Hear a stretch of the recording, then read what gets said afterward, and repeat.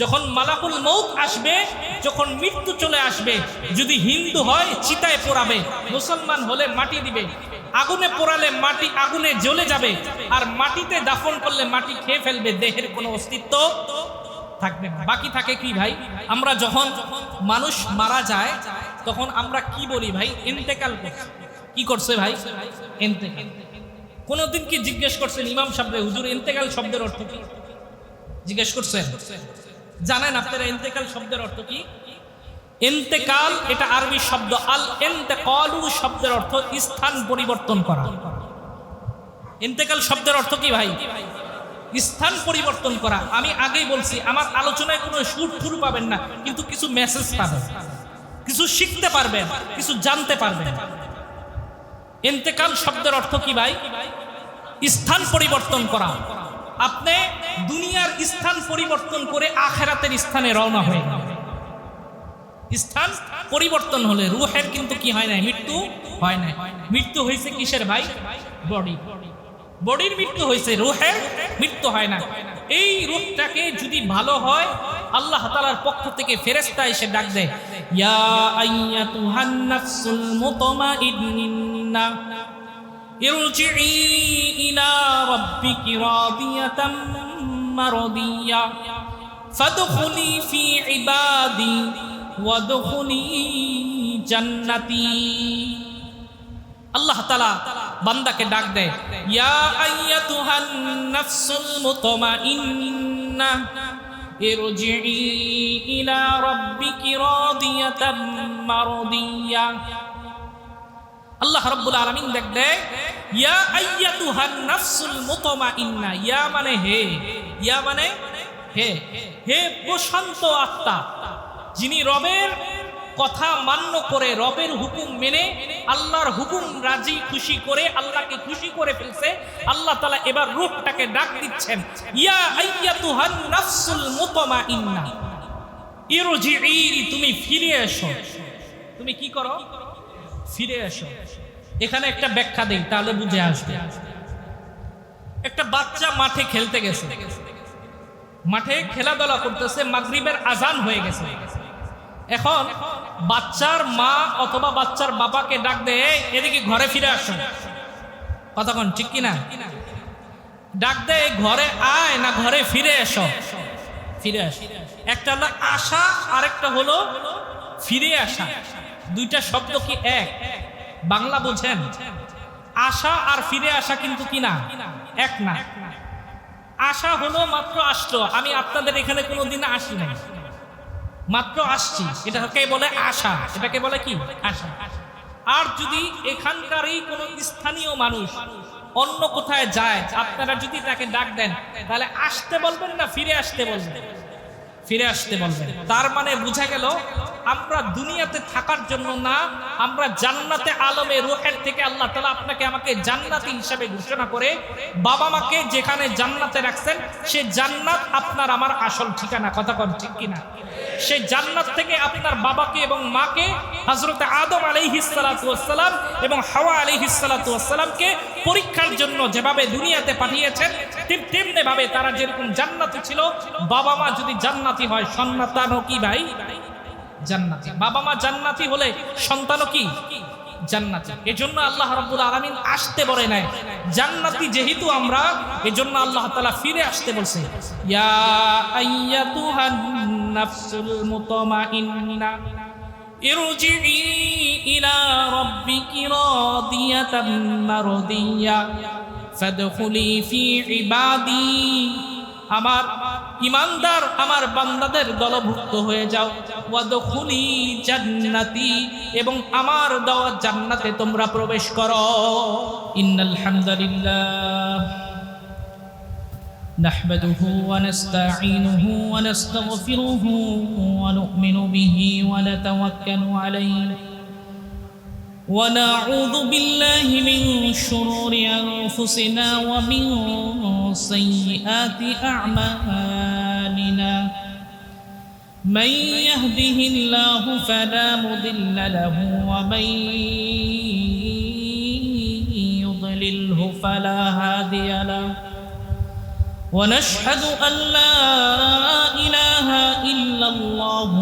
وحده لا شريك له ونشهد أن سيدنا وسندنا وحبيبنا وحبيب ربنا وطبيبنا وطبيب قلوبنا ومولانا محمدا عبده ورسوله الذي أرسله الله تعالى بالحق بشيرا ونذيرا وداعيا إلى الله بإذنه وسراجا وقمرا منيرا فقد قال الله تعالى في كلامه المجيد وفي فرقانه الحميد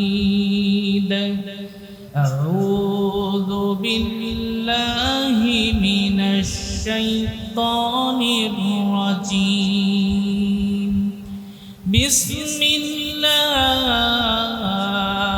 الرحمن الرحيم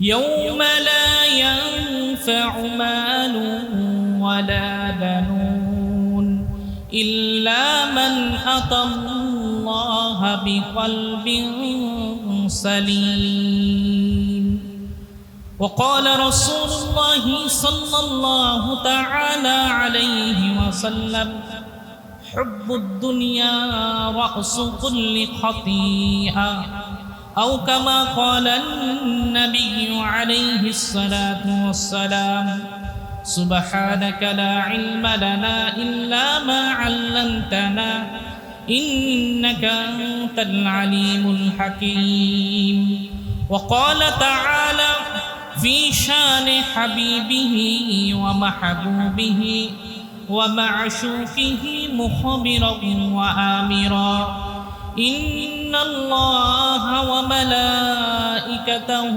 يصلون على النبي يا أيها الذين آمنوا صلوا عليه وسلموا تسليما اللهم صل على محمد وعلى آل محمد كما صليت على إبراهيم وعلى آل إبراهيم إنك حميد مجيد اللهم بارك على محمد وعلى آل محمد كما باركت على إبراهيم وعلى آل إبراهيم إنك حميد مجيد بلغ العلا بكماله كشف الدجى بجماله حسنت جميع خصاله صلوا عليه وآله بلغ العلا بكماله كشف الدجى بجماله حسنت جميع خصاله صلوا عليه وآله محمد में आकर मोहम्मद में आकर कुफ्र को मिटाया कुफ्र को मिटाया सदाकत बताया बलगल उला बिकमालिही कशफत दुजा बिजमालिही सनत जमीउ खिसालिही सल्लु अलैहि व आलिही।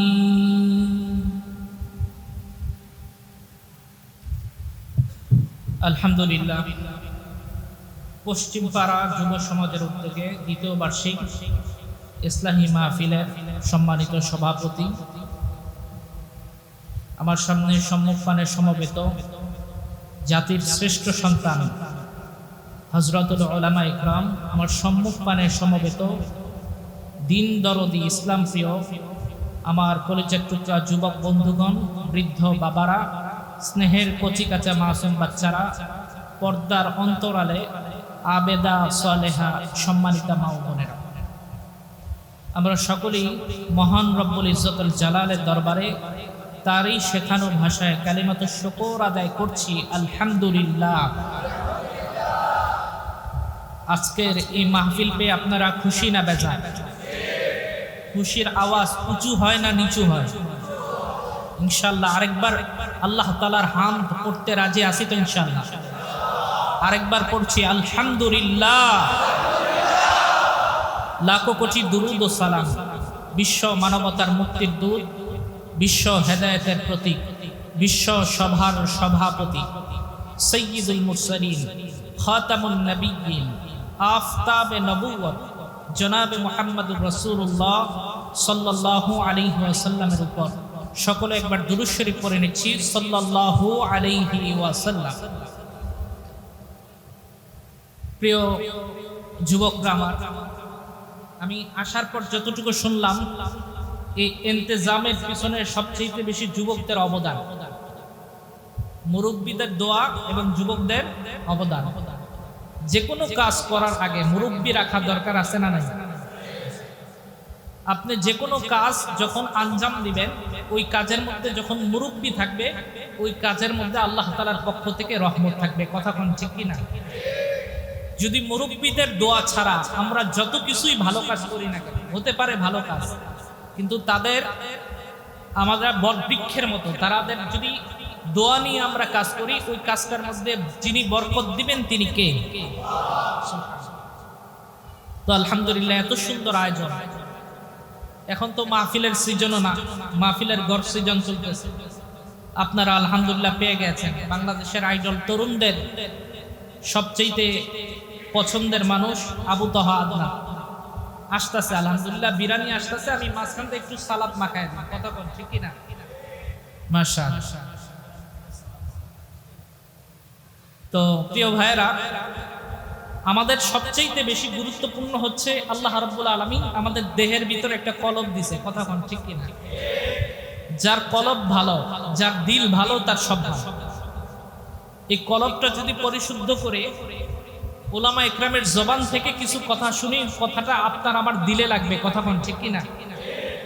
যদি ওই কথাটাকে আমি আমার দিলের কান দিয়ে শুনতে পারি, তাহলে ওই দিলের কানের মাধ্যমে আল্লাহ তাআলা আপনাকে আমাকে আমলে পরিণত করবে।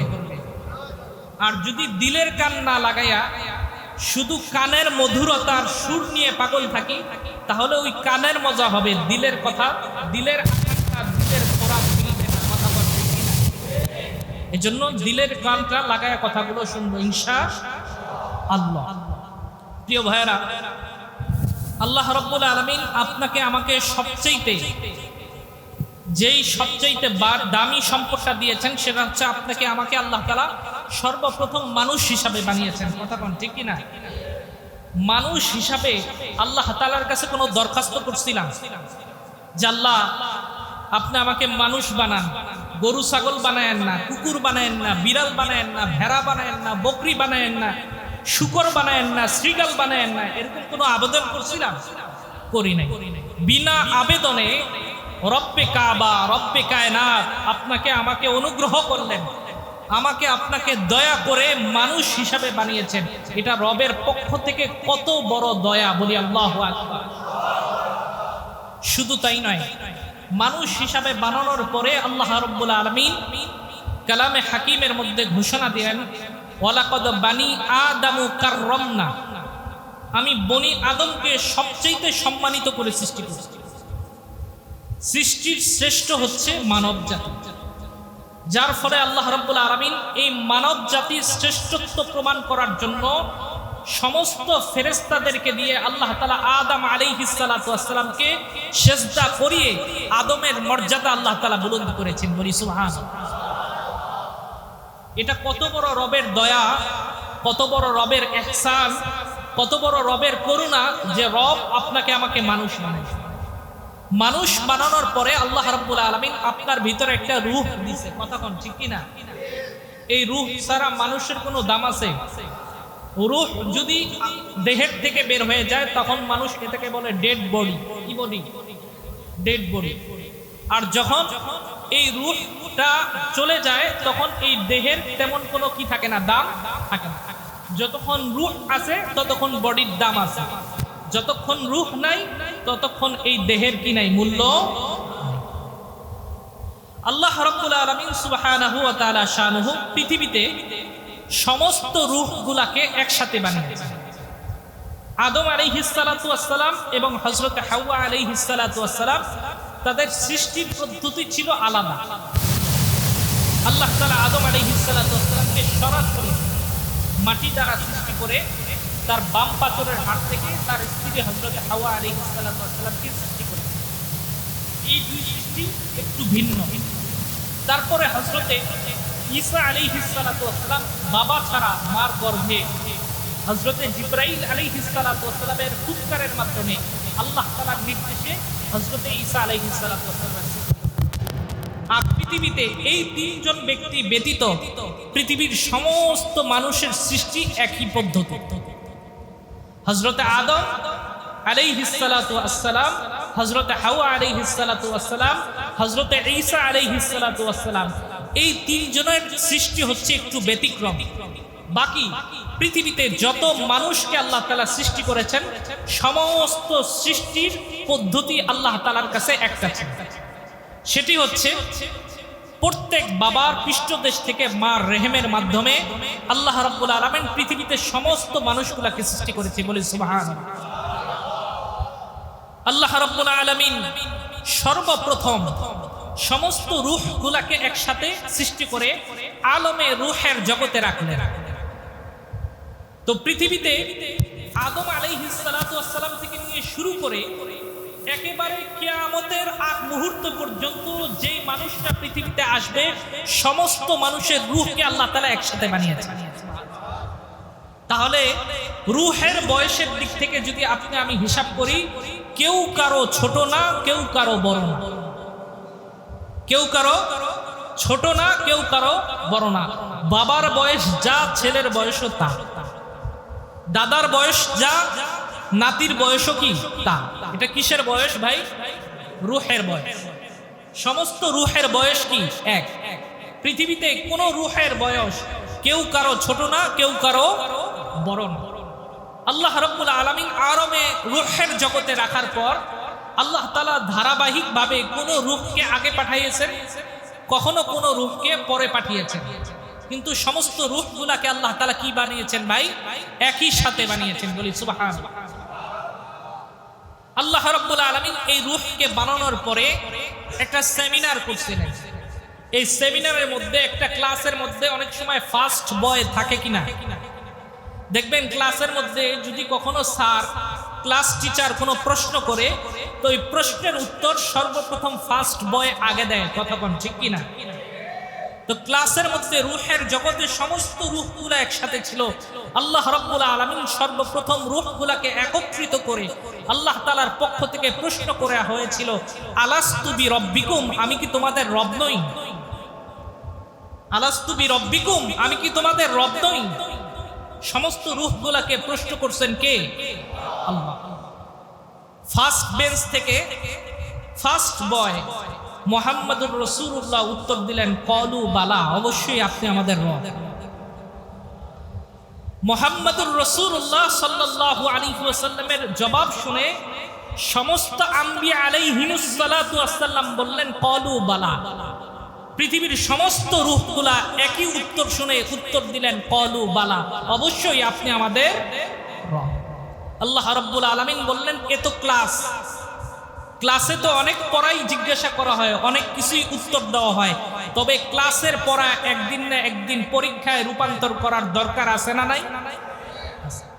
আল্লাহ রাব্বুল আলামিন এই পরীক্ষার হলে পাঠানোর জন্যই পৃথিবীতে মানুষকে আল্লাহ তাআলা পাঠিয়েছেন, বলি সুবহানাল্লাহ।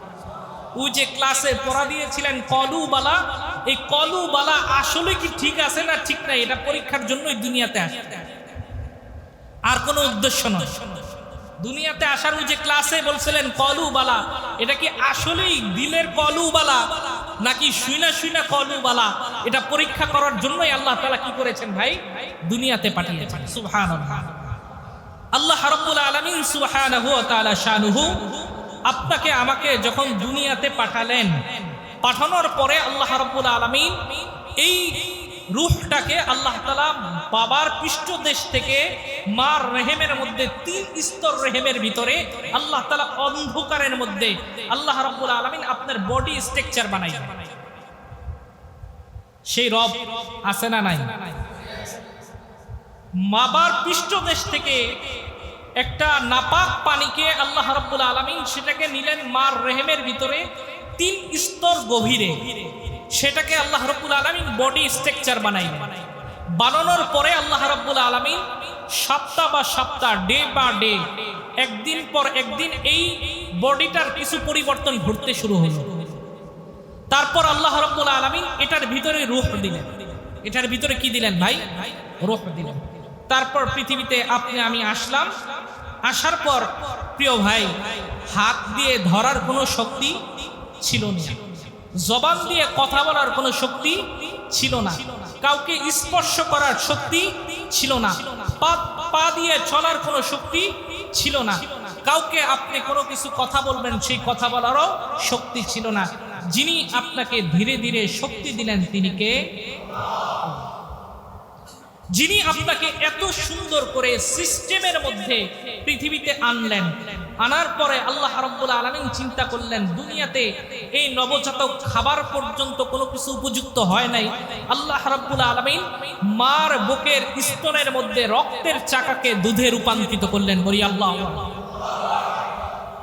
রক্তের চাকাকে কিসে রূপান্তরিত করলেন? দুধে রূপান্তরিত করলেন, আপনার আবার খাদ্য হিসাবে। সেই রব আপনাকে আমাকে কতটুকু ভালোবাসে, সেই রব আপনাকে আমাকে কতটুকু অনুগ্রহ করেন, সেই রব আপনাকে প্রত্যেকটা মুহূর্তে, প্রত্যেকটা সেকেন্ডে, প্রত্যেকটা মুহূর্তে মুহূর্তে রব আপনাকে পর্যবেক্ষণ করতেছে। বলি আল্লাহ। অথচ সেই রবকে আমরা কোনো টাইম দেওয়ার আমাদের কোনো সময় নেই। আস্তে আস্তে আল্লাহ রাব্বুল আলামিন আপনার রূহের মধ্যে, বডির মধ্যে রূহ অ্যাড করে দিলেন, যুক্ত করে দিলেন। যুক্ত করার পরে আপনি পৃথিবীতে আসলেন। আসার পরে মার বুকের স্তনের দুধ খেয়ে আল্লাহ রাব্বুল আলামিন আপনাকে লালিত পালিত করে আস্তে আস্তে আপনি ধীরে ধীরে বড় হলেন। আস্তে আস্তে আপনি বসতে শিখেন, তারপর হামাগুড়ি দিতে শিখেন, তারপর ধরতে শিখেন, তারপর আল্লাহ রাব্বুল আলামিন কিছু ধরে আপনাকে দাঁড়াবার শক্তি দিলেন। এভাবে আস্তে আস্তে বড় করতে করতে আপনাকে আল্লাহ তাআলা জওয়ানি দিলেন, জুয়ানি দিলেন, যৌবন দিলেন। কথা কোন ঠিক কিনা? এত কিছু করার পরে আল্লাহ রাব্বুল আলামিন আপনাকে আমাকে জওয়ানি দেওয়ার পরে, যৌবন দেওয়ার পরে, তারপর এই বডির জন্য আপনি আমি কত বেশি মেহনত করি এটা আপনি আমি চিন্তা করেও শেষ করতে পারবো না।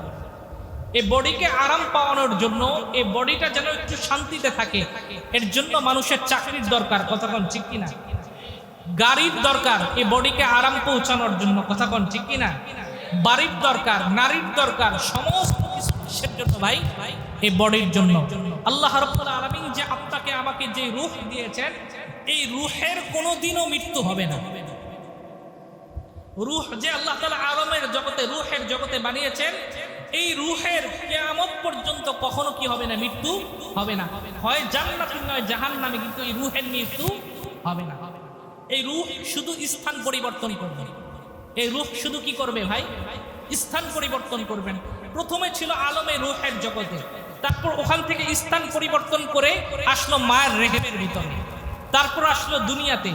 দুনিয়াতে আসার পরে এই দুনিয়ার মানুষটা, দুনিয়ার ব্যস্ততা, দুনিয়ার প্রাচুর্যতা, দুনিয়ার ক্ষমতা, দুনিয়ার সমস্ত কিছু নিয়ে মানুষটা ব্যস্ত হয়ে গেল।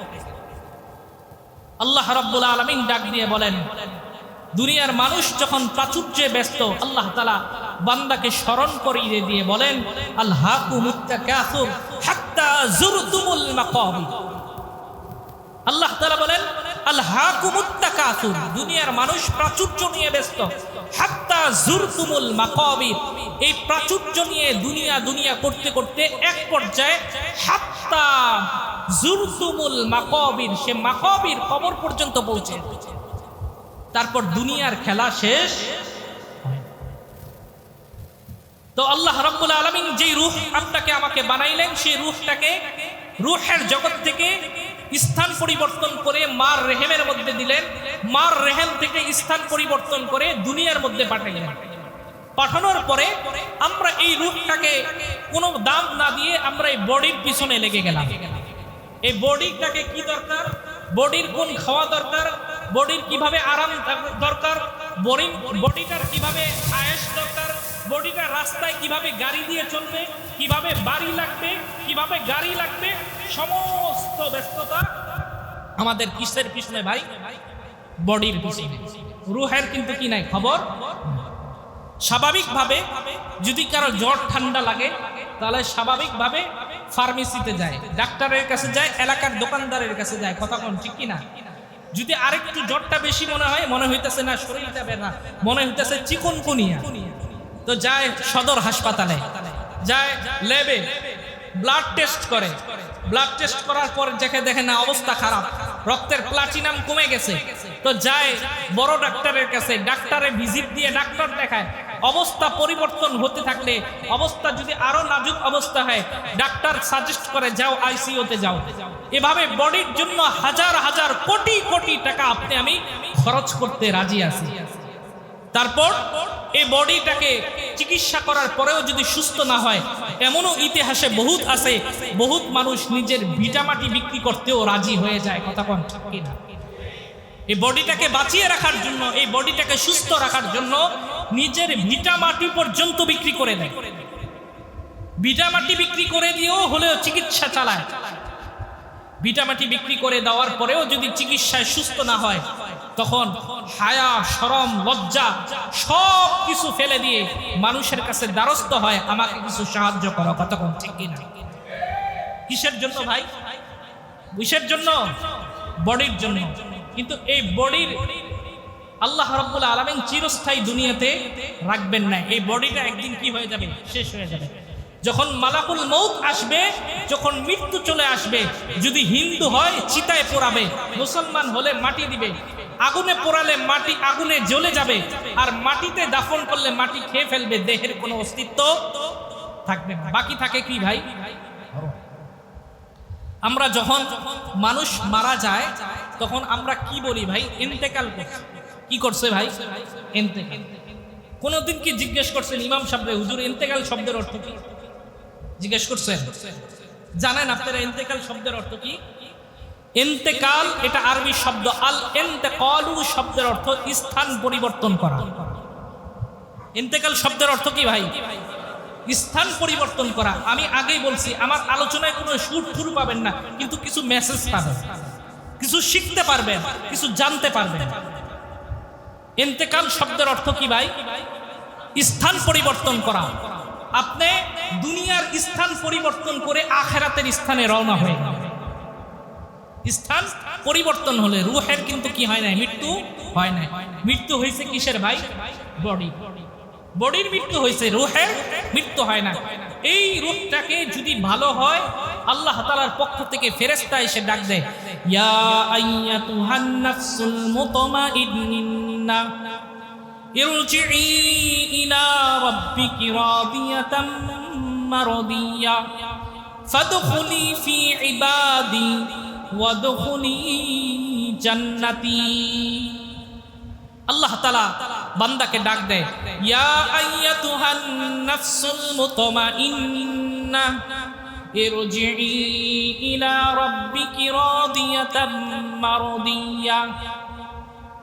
আল্লাহ রাব্বুল আলামিন ডাক দেয়, ইয়া আইয়াতুহান নাফসুল মুতমাইন্না। ইয়া মানে হে, ইয়া মানে হে, হে প্রশান্ত আত্মা, যিনি রবের কথা মান্য করে, রবের হুকুম মেনে, আল্লাহর হুকুম রাজি খুশি করে, আল্লাহকে খুশি করে ফেলছে।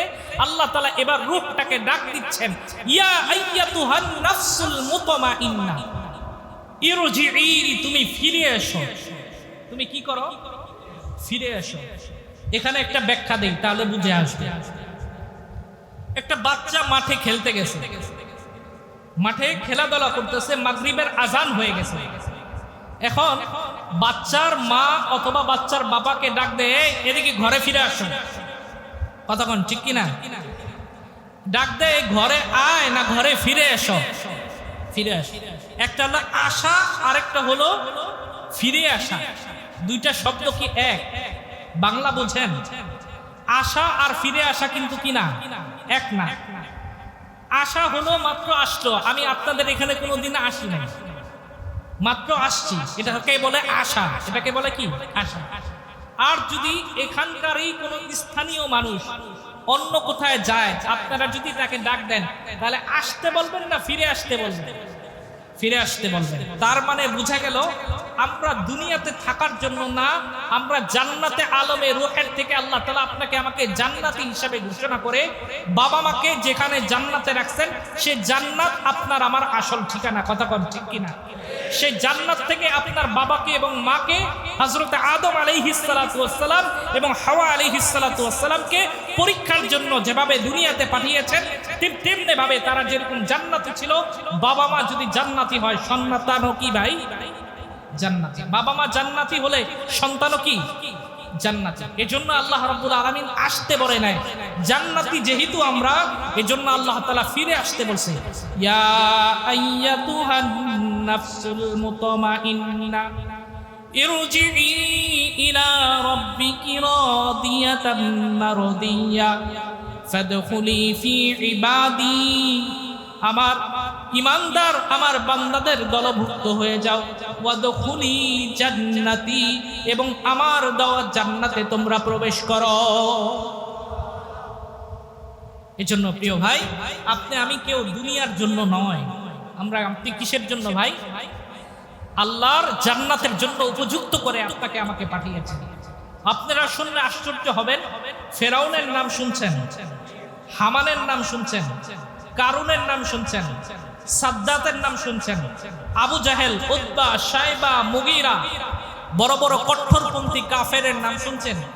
এদের নামে নামেও আল্লাহ তাআলা জান্নাত তৈরি করে রাখছেন। কিন্তু দুনিয়াতে আসার পরে এরা নাফরমানির কারণে এদের বরাদ্দকৃত জান্নাত হারিয়ে ফেলেছে। অতএব আল্লাহ তাআলা কোন বান্দাকে জাহান্নামের জন্য সৃষ্টি করেন। ফেরাউনের নামেও জান্নাত আছে, হামানের নামেও জান্নাত আছে, কারুনের নামেও জান্নাত আছে, কিন্তু দুনিয়াতে কর্মফলের কারণে তারা তাদের জান্নাত হারিয়ে ফেলছে। এই জান্নাতগুলো আল্লাহ রাব্বুল আলামিন যারা জান্নাতি হবে তাদেরকে আবার এক্সট্রা বোনাস হিসাবে দান করবেন। সুবহানাল্লাহ।